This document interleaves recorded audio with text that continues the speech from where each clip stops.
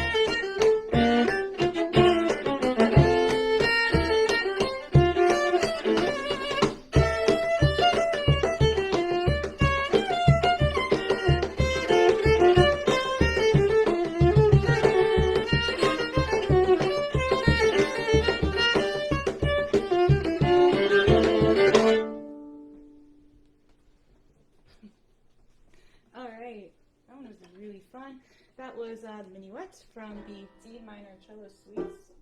It is not your turn yet. Jeez. Sorry, I have a banjo right next to me.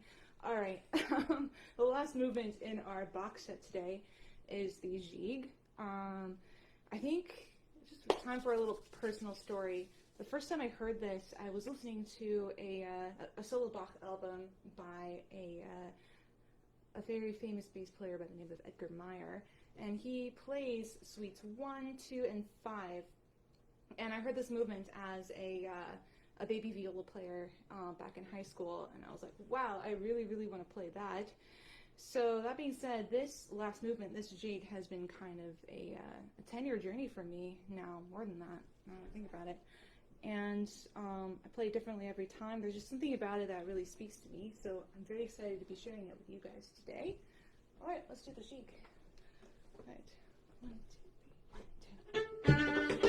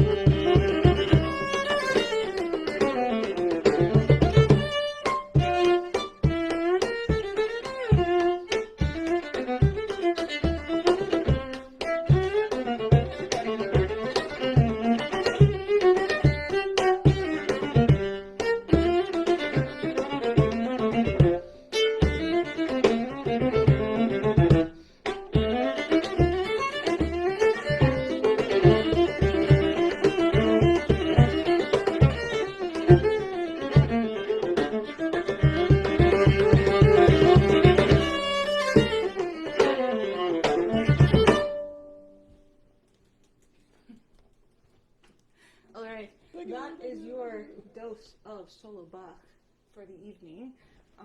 Thank you for everyone who is tuning in and listening, and I hope you're having fun. Once again, my name is Emily Catlett. I am a violin and viola teacher here with Noteworthy Experiences Music Studio, and I would love to thank Renee for inviting me to put on one of these this week. This is a really exciting opportunity. So I'm going to transition into something that is a little bit more traditional, just so you guys can get a feel for what an actual viola piece sounds like. And let's see. I'm going to get my movements in order here. I'm going to start by talking about one of my favorite composers, Robert Schumann. Robert Schumann was a German composer. He lived in the mid-19th century, so the 1800s. He was a pianist and a composer. A lot of people know him as the husband to the other composer, Clara Schumann. And I want to talk more about Robert himself and what made him, why he speaks to me as a composer specifically. I discovered him as a junior in college. The piece I'm about to play was actually on my junior recital. This is Märchenbilder, or Fairy Tale Pictures. I apologize for my non-existent German.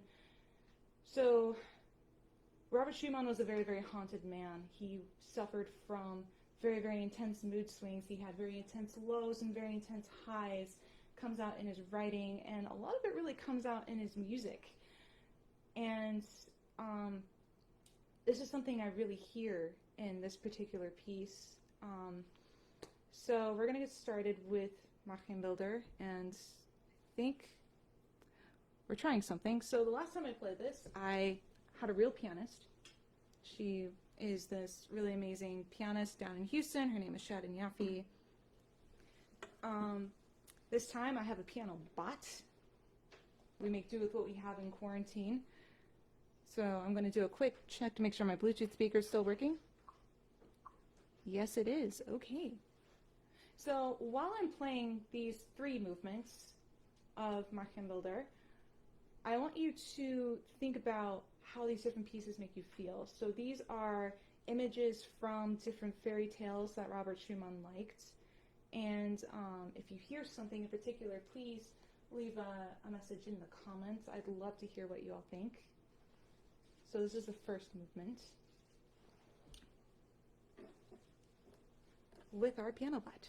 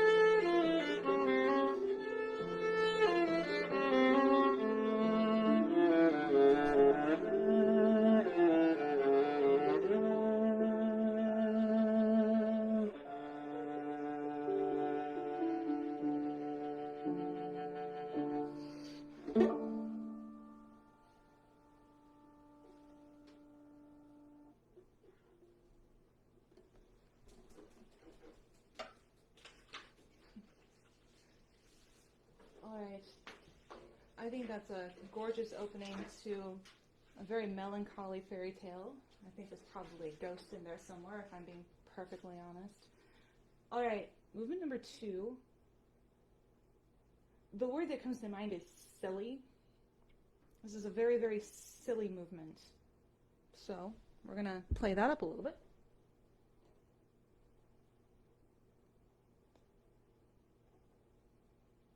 Where is it? There it is.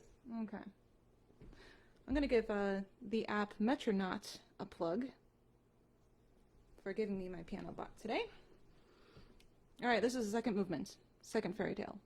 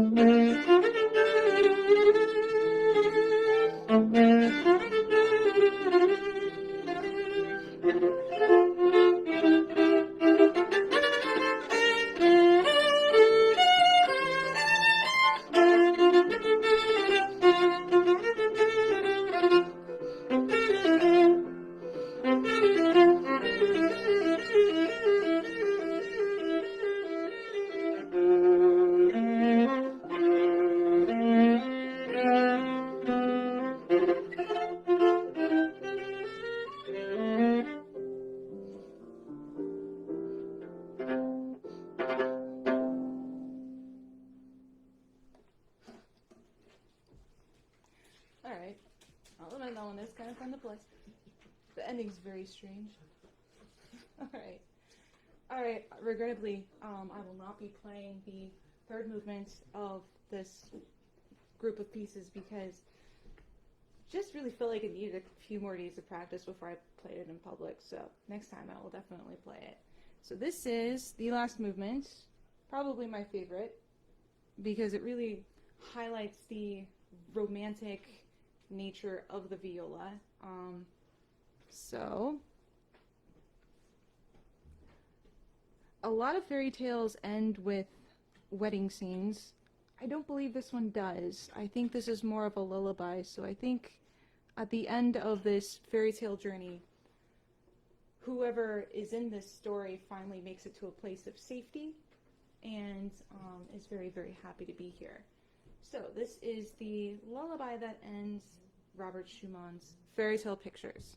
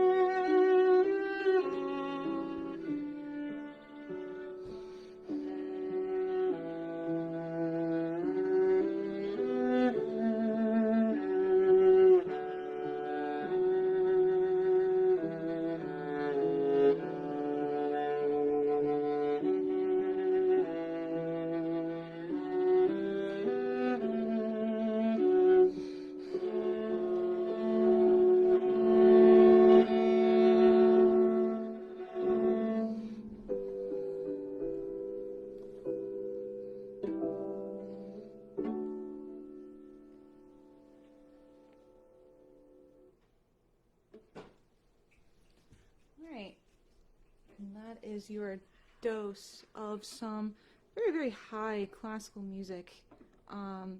But one of my favorite pieces. Next Family Fun Night, I will have the third movement for you, and you will really get to hear the angsty side of Robert Schumann that is both rather scary and really exciting at the same time. So I'm very, very happy to have shared that with you today. All right, we're going to switch gears. Since this is my first concert with a Noteworthy Experiences music studio, I figured I should really musically introduce myself. So, make sure I have all of my extra devices turned off here. All right. So, yes, I am a classically trained violist. I have a master's degree in classical viola from the Boston Conservatory. But my first love will always be American folk music and American country music. I come from Texas, back before I moved to Massachusetts. In fact, back before I started playing viola, so like way back, further than I really want to care to share here, I was a Texas contest fiddler, and it's a very interesting scene. Texas has a very distinct style of fiddling, and over the years, as I've traveled around the country teaching at various fiddle camps or going to fiddle camps myself, I've picked up some other styles.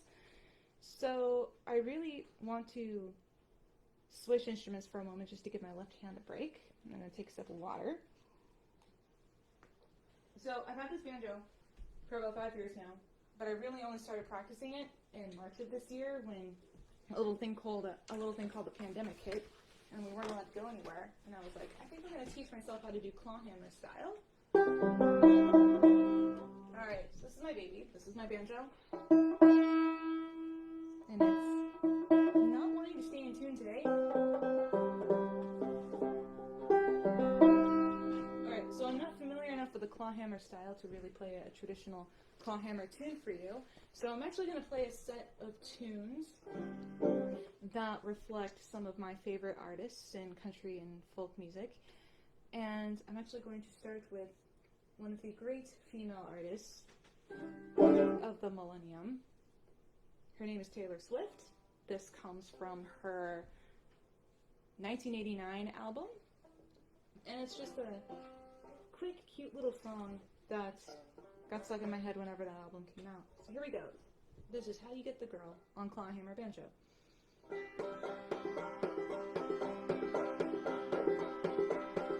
Standing like a ghost, shaking from the rain, she'll open up the door and say, are you insane? Are you insane?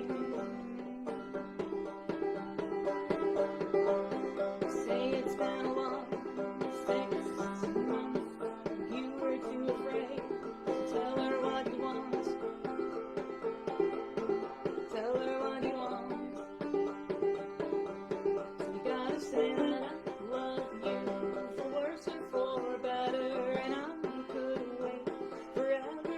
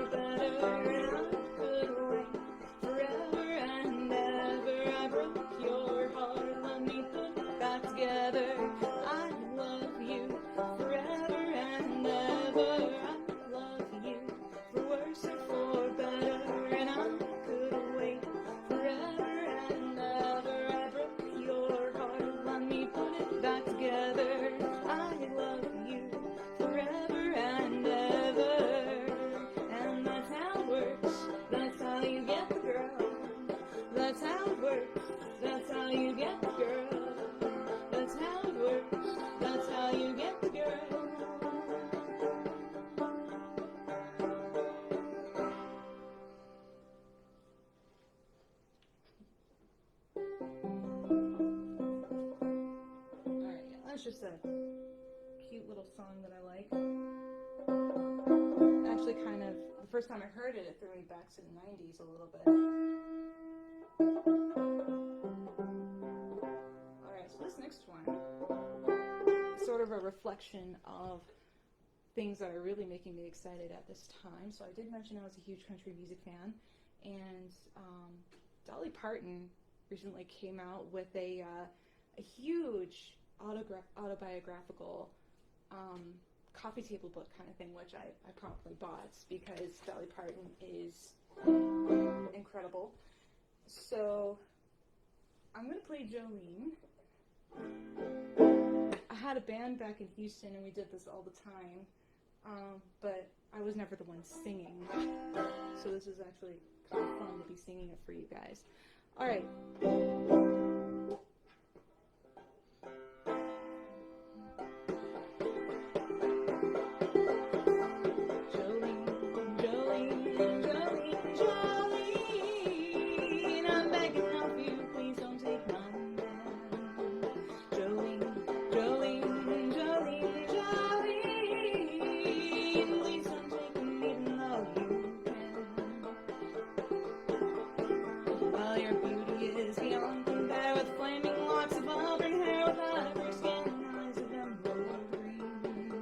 Your smile is like a breath of spring, your voice is soft like summer rain, and I cannot compete with you, Jolene. He talks about you in his sleep, there's nothing I can do to keep from crying when he calls your name, Jolene. Now I could easily understand how you could easily take my man, but you don't know what he means to me, Jolene. Jolene, Jolene, Jolene, I'm begging of you, please don't take my man. Jolene, Jolene, Jolene, Jolene, please don't take him even though you can. Well, I thought you could have your choice of man, I could never love again, he's the only one for me, Jolene. I had to have this talk with you, my happiness depends on you, and whatever you decide to do, Jolene. Jolene, Jolene, Jolene, Jolene, I'm begging of you, please don't take my man. Jolene, Jolene, Jolene, Jolene, please don't take him just because you can.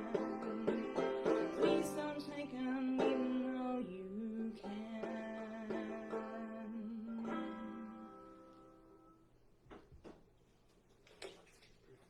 Alright.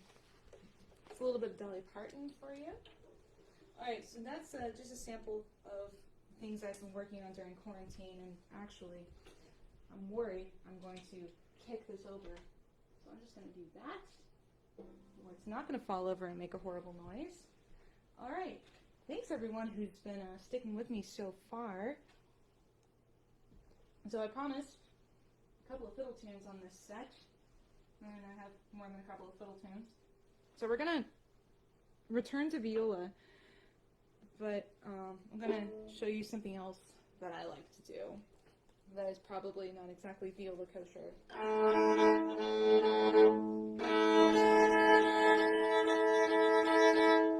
What is that, you say? Okay, so this is my other viola, the one that I keep drop tunes. Alright, what's the difference? Well, the viola has the strings C, G, D, and A. Shares 3 strings with the violin. So here's what I've done. I have taken an old-time fiddle style tuning, because old-time fiddle players like to retune their instruments to make different harmonies come out. They really like to play with different vibrations. So I've taken an old-time fiddle tuning and I've dropped it down a fifth to accommodate the viola. So I've dropped my C string down to a low A, and I've tuned my G string up to an A as well, and I've tuned my D string up to an E, and I kept this as an A. So the cool thing about this tuning, and why I choose to leave this viola in this tuning, is that no matter what I play on this tuning, I can hear sort of this hum underneath me, and I sincerely hope that the microphones in the stream pick it up. But we do this tuning because the low A just really starts to hum and vibrate with whatever we do, and it's also super fun to just kind of crash into when you're really into something. So this is falling a little flat. I'm going to take 2 seconds and make sure it's fine.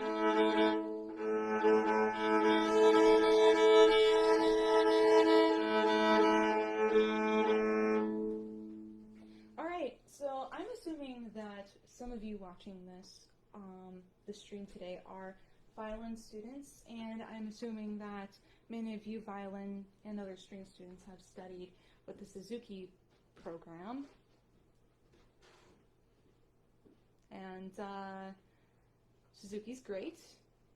It's definitely something that people do. And there's one song that I actually really, really like from book 1, Go Tell Aunt Rhody. And I don't know how many of you kids and grown-ups listened to Burl Ives when you were a kid, but I did. And so my experience with Go Tell Aunt Rhody was that it's this very, very sad song. So what I'm going to do is I'm going to play a little game with you guys. And I want you to tell me if you can hear when I'm about to play something sad or when I'm about to play something happy. Well, actually, I'm about to sing.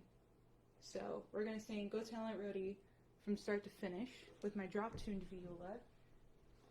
And I'm going to alternate between happy and sad, or for those of you who are studying music theory, major and minor. And it's going to reflect what's happening in the song.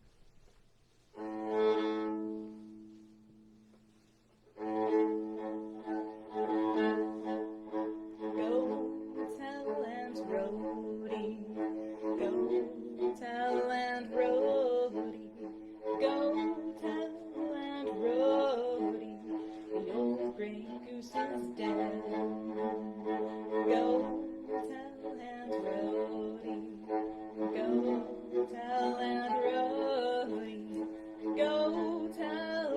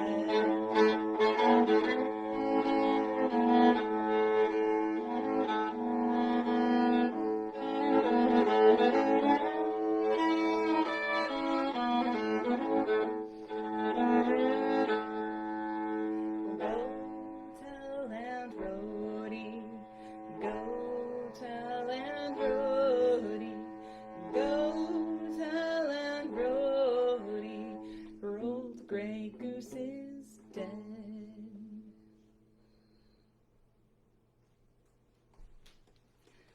Alright, in case you haven't noticed, I really like sad nursery rhymes. There's just so much fun, and you can play around with how different harmonies bring the text to life, or sort of thumb its nose at the text in a way.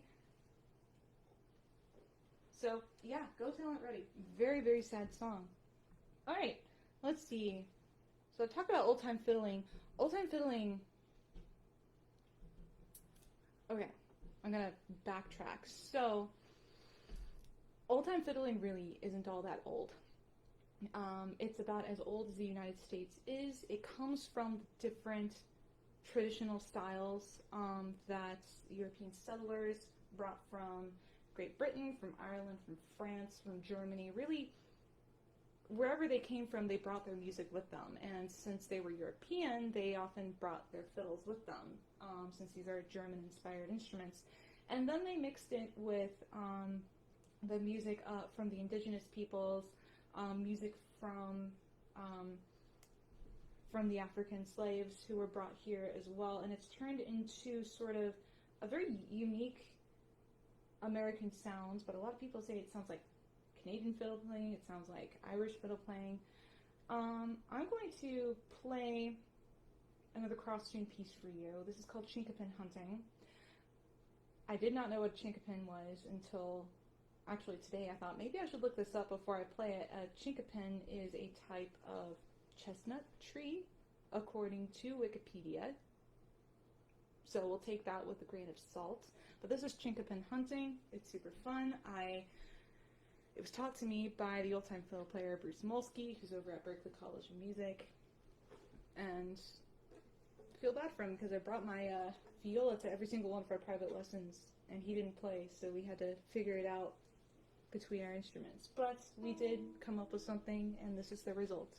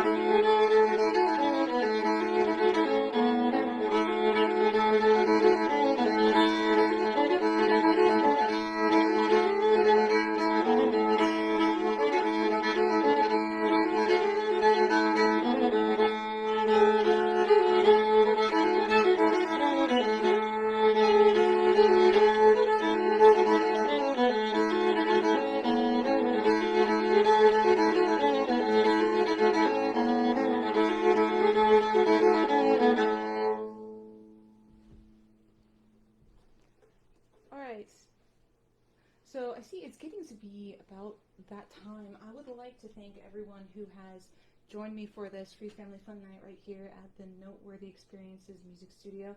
Please, if you are new to the studio, check out their Facebook page, check out their website, and look at all the wonderful things that the studio has to offer you and your family at this time.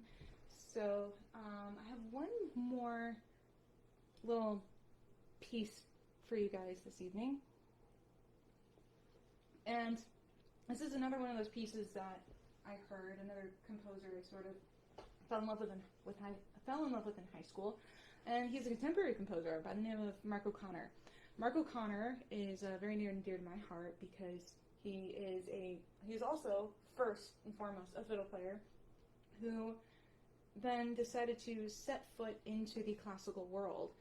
So this is one of his, I'm not going to say his earlier compositions. I believe this came out with his Midnight on the Water album from I really want to say it came out in 2001. Don't quote me on that. But this is two traditional old-time tunes that he wrote a theme and variations on. So it starts with a waltz by the great Texas fiddle player Benny Thomason. This is called Midnight on the Water, and it's this rather upbeat but at the same time mysterious waltz, which is kind of that is a very distinct characteristic of old-time music. You can call it upbeat, but it's also just a little bit je ne sais quoi. So, and then he merges that into a theme and variations on Bonaparte's Retreat, which for some of you may recognize the theme from Aaron Copland's Rodeo. So Aaron Copland stole it from the fiddle player, and he did something wonderful with it, with his ballet. But this is the original piece. I go into some of the original sounds as I merge from the waltz into the reel, and then I go into Mark's variations. Some, not all of them. There are a couple of them that are, well, you don't need to know that. But I will be ending this with a theme and variations on a fiddle tune. Alright, I hope you all enjoy.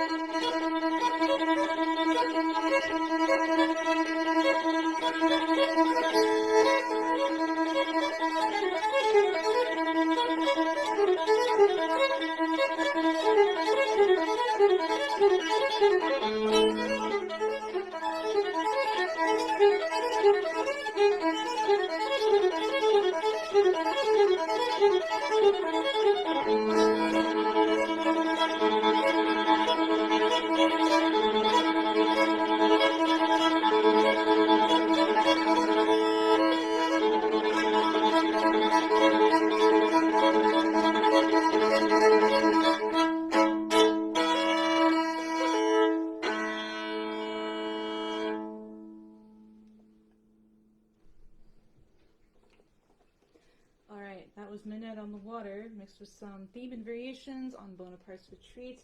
I would like to thank everyone for joining me in this free family fun night. It was a real treat to be playing for the Noteworthy Experiences Music Studio and their fans, and I look forward to doing this again with you next time. So, once again, my name is Emilie Catlett. I am a violin and viola teacher here with Noteworthy Experiences.